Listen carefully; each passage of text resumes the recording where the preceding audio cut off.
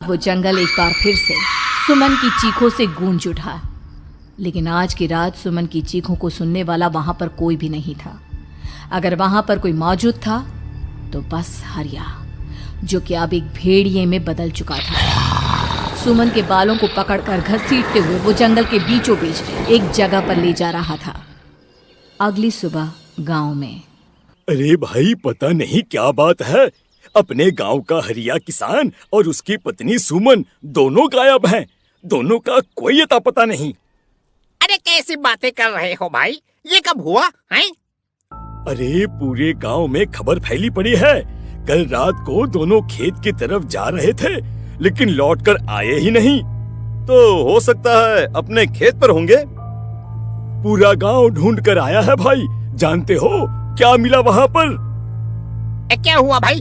क्या मिला? बताओ हमें, क्या मिला? अरे हरिया की पत्नी सुमन के कपड़े पड़े हुए थे। शरीर का एक एक कपड़ा फटा हुआ झोपड़ी के बाहर पड़ा था, लेकिन दोनों पति पत्नी का कोई पता ठिकाना नहीं था। अरे भाई, लेकिन उसका जो दोस्त है ना रामू किसान, उससे पता करके आते हैं ना। अब तक तो दोनों साथ ही खेत पर जाया करते थे। हाँ, हमें उसके घर जाना चाहिए भाई। चलो चलो वहाँ चलते हैं, चलो। वो सारे लोग रामू के घर पर पहुंचते हैं। रामू अपने घर के बाहर बैठकर हुक्का पी रहा था। आज सारे के सारे लोग टोली बनाकर मेरे घर क्यों आ रहे हैं? क्या कोई मर गया क्या भाई? अरे कैसी बातें कर रहे हो? तुम्हारा सबसे अच्छा दोस्त हरिया और उसकी पत्नी गायब है और तुम यहाँ बैठकर हुक्का पिए जा रहे हो हैं? रामू ने अजीब सी नजरों से उन सब गांव वालों की तरफ देखा, जिसकी वजह से वो लोग एक बार के लिए डर गए। गायब है? अरे गायब नहीं है, मुक्ति मिल गई है। उन दोनों को मुक्ति मिली है। इस दुनिया में आकर हर इंसान पाप करता है और उसे उसके पापों के लिए मुक्ति मिलना बहुत जरूरी है। अरे ये कैसी बहकी बहकी बातें कर रहे हो भाई, हैं? और इसका चेहरा अजीब सा क्यों लग रहा है? लगता है दोस्त के मरने का गम बैठ गया है। पागल हो गया है शायद ये पागल। ये बात सुनते ही रामू चीख कर जोर से चिल्लाते हुए कहता है, पागल मैं नहीं हूँ, पागल तुम सब हो। और ये शैतानी जंगल अब तुम में से किसी को नहीं छोड़ने वाला, सबको खा जाएगा। याद रखना मेरी बात। शैतानी जंगल? कैसा शैतानी जंगल? लगता है रामू पागल हो चुका है। हमें यहाँ से चलना चाहिए भाई। चलो चलो चलो। तभी रामू की पत्नी बाहर आती है। नहीं, आप लोग इनकी बात का बुरा मत मानिए। 2 दिन पहले हरिया के साथ खेत पर गए थे। जब से वहाँ से आए हैं तब से ऐसी ही बातें कर रहे हैं। भगवान जाने ऐसा क्या देख लिया उन्होंने, खेत में कुछ भी बड़बड़ाते रहते हैं। लेकिन गांव के लोगों ने कमला की कोई बात नहीं सुनी और वो सब वहां से चले गए। रात अब धीरे धीरे ढलने लगी थी। तभी अचानक किसी ने धीमी सी आवाज में रामू को पुकारा। रामू, आ जाओ, मैं तुम्हारा इंतजार कर रहा हूँ। और सुनो, अपनी पत्नी को साथ लेकर आना, नहीं तो काम अधूरा रह जाएगा। ये आवाज सुनते ही रामू के चेहरे पर शैतानी मुस्कुराहट आ जाती है। वो धीमे कदमों से अपने घर के अंदर आता है। क्या हुआ? तबीयत ठीक है ना अब आपकी? मैं तुझे अपने साथ खेत पर ले जाने आया हूँ, चल। मैं तुम्हारे साथ कहीं नहीं जाने वाली। मुन्ना गहरी नींद में सो रहा है और उसे अकेला छोड़कर मैं तुम्हारे साथ खेत पर नहीं आ सकती। वैसे भी तुम्हारे उन खेतों में भगवान जाने कौन सा राक्षस घूम रहा है, मुझे तो डर लगता है। रामू गुस्से में दांत पीसता अपनी झोपड़ी से बाहर आ जाता है और कमला गहरी नींद में अपने बच्चे के साथ सो जाती है।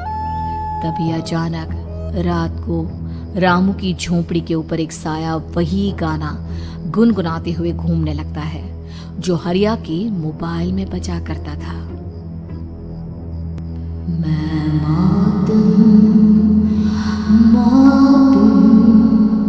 मौत जो पसरी है चारों,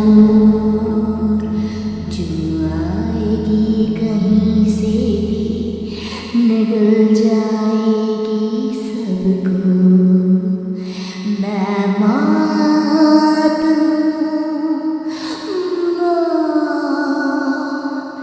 अब मैं छोड़ूंगी नहीं।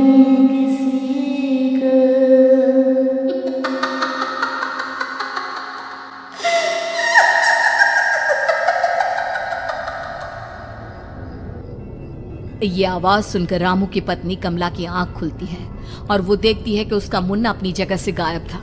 कमला चीखते हुए बाहर दौड़ कर आती है।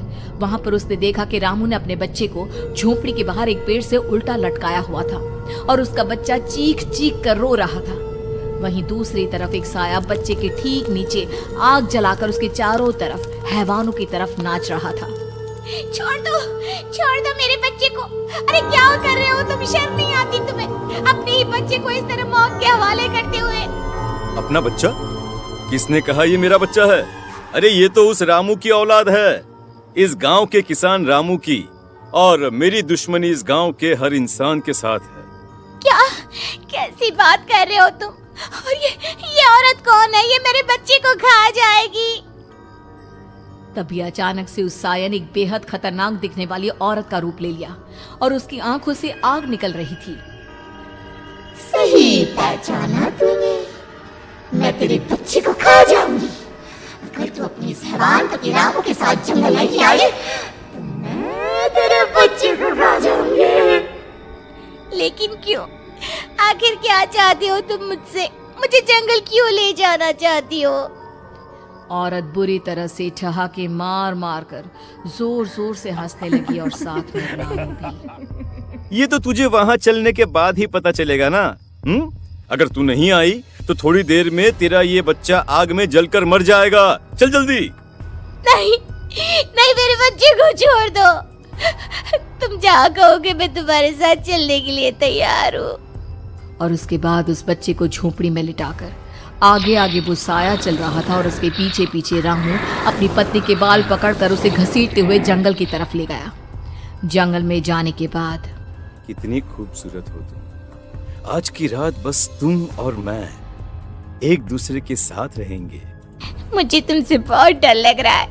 तुम्हें क्या हो गया है? तुम तो बिल्कुल ठीक थे। वो होगा जो हमारे बीच होना चाहिए। तो आओ अपने आप को मेरे हवाले कर दो। कमला ने डर की वजह से अपनी दोनों आंखें कसकर बंद कर ली थी। रामू ने बुरी तरह से चीख कर कमला से कहा, आंखें खोलो अपनी और मेरी तरफ देखो। कमला ने जैसे ही अपनी आंखें खोली उसने देखा कि रामू एक खतरनाक खूनी हैवान में बदल चुका था। कौन हो तुम? जाने दो मुझे। क्या चाहते हो मुझसे? वही जो एक आदमी एक औरत से चाहता है। मैं तुम्हारा पति रामू नहीं बल्कि इस जंगल का एक भेड़िया हूँ और आज की रात तुम्हारे खून से अपनी प्यास बुझा जाऊं। और उसके बाद वो जंगल कमला की दर्दनाक चीखों से गूंज उठा। अगली सुबह कमला के कपड़े भी जंगल में उसी तरह पाए गए जैसे कि सुमन के पाए गए थे। इस घटना के बाद पूरे गांव में दहशत का माहौल था। अपने माँ बाप की मौत और गांव में हो रहे इस तरह की घटनाओं की खबर सुनकर किशन शहर से गांव लौट आया था। अपने माँ बाप की बेदर्द मौत की वजह से वो बहुत परेशान था।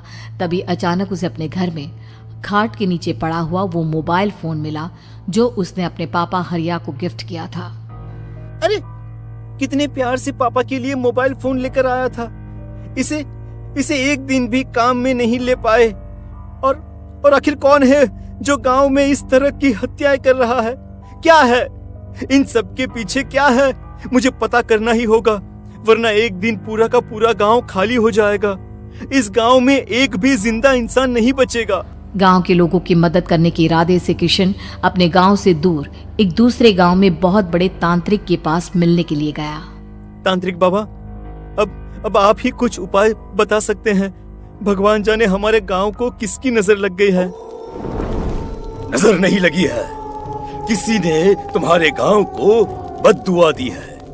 किसी सताई हुई आत्मा का प्रकोप है और अब वो पूरे गांव में किसी को नहीं छोड़ेगी जब तक उसकी आत्मा को शांति नहीं मिल जाती। अरे लेकिन ऐसा कौन है बाबा?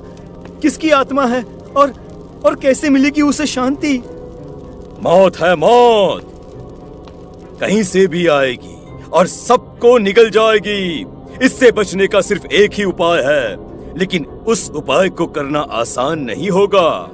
जो भी उस उपाय को करने की कोशिश करेगा उसकी जान जा सकती है। भले ही मेरी जान चली जाए, लेकिन मैं अपने गांव के लोगों की जान बचाने की पूरी कोशिश करूंगा बाबा। तो ठीक है फिर, अगली अमावस की रात जैसा मैं कहता हूँ वैसा ही करना। अमावस की रात तांत्रिक के बताए अनुसार किशन अपने साथ केरोसिन लेकर जंगल की तरफ चल पड़ा। उसके हाथ में देवी के मंदिर का सिंदूर भी था। किशन जंगल के बीचों बीच पहुंचा। ये देखकर उसकी आंखें फटी की फटी रह गई। वहां एक उबलते पानी का तालाब था और कई लोगों की लाश लटक रही थी। किशन की माँ बाप की लाश भी वहीं थी। माँ, बापू, क्या हो गया? ये क्या हो गया? तभी वहां पर एक औरत और आदमी आते हैं। उन्हें देखकर किशन चौंक जाता है। गोपाल काका, आपकी तो 5 साल पहले मौत हो गई थी। और निर्मला काकी, आप? मौत तो हो गई थी, लेकिन तुम ये नहीं जानते कि हमारी मौत कैसे हुई थी। क्या कहना चाहते हैं आप? कुछ नहीं, बस ये जान लो कि अब इस गांव में कोई जिंदा नहीं बचेगा। लेकिन क्यों काकी? क्योंकि 5 साल पहले इन गांव वालों ने मुझे डायन बताकर पत्थर मार मार के मार डाला। मेरी कोई गलती नहीं थी। गांव का एक बच्चा क्या लापता हुआ, सारा इल्जाम मेरी पत्नी पे डाल दिया। और जब मैंने निर्मला की जान बचाने की कोशिश की तो मुझे भी मार डाला। आपके साथ ये बहुत गलत हुआ काकी, लेकिन आप जो कर रहे हैं वो भी सही नहीं है ना? तुम यहाँ से चले जाओ वरना तुम भी नहीं बचोगे। हमारी आत्मा पिछले 5 साल से मुक्ति के लिए भटक रही है। चले जाओ यहाँ से। मौका देखकर किशन सिंदूर उन दोनों के ऊपर डाल देता है। उनका शरीर जलने लगता है और वो भयानक तरीके से चिल्लाने लगते हैं। अगले ही पल किशन उनके ऊपर केरोसिन डाल देता है और वो दोनों जल जाते हैं। किशन अपने माँ बाप और दूसरी लाशों का अंतिम संस्कार करवाता है और अपने घर लौट आता है।